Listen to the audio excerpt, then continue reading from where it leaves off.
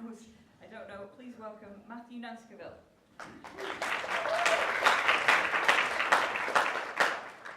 The UK is the owner of Sellafield, Europe's biggest nuclear site.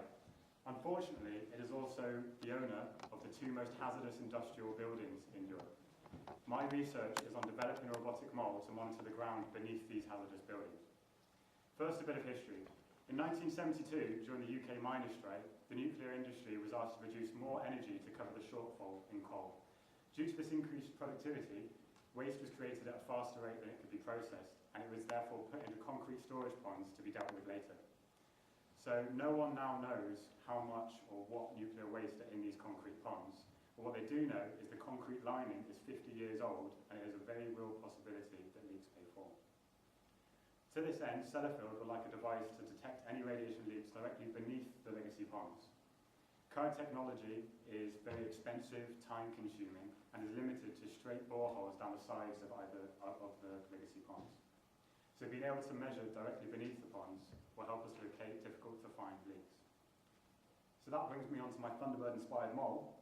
And the way that this is going to work and what it needs to do is it works very similar to your pneumatic drills that you see in the roadworks down on Oxford Road.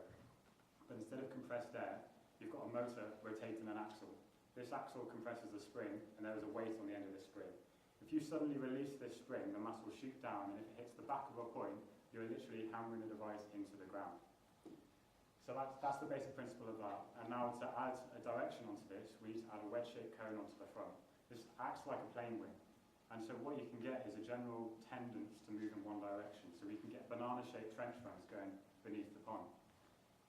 To then make this move in 3D space, if we add a motor onto the back, we can rotate it as it does this in mid-operation.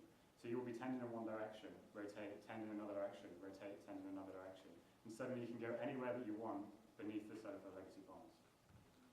The main issues then are navigation and avoiding these big sandstone boulders that are prevalent in Cumbria, and also not to hit one of these because it can deflect and kind of go up into the bottom of the pond, which isn't quite what we want. So where does this leave us? There are many applications for this device, not just the nuclear industry. We can use it for mine detection, search and rescue after natural disasters, and also agriculture for targeted fertiliser and pesticide use. But let me leave you with this.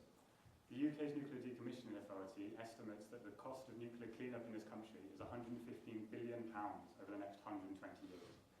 I believe that any device capable of reducing this cost, reducing the time to do it, and also increasing safety for future generations must be developed.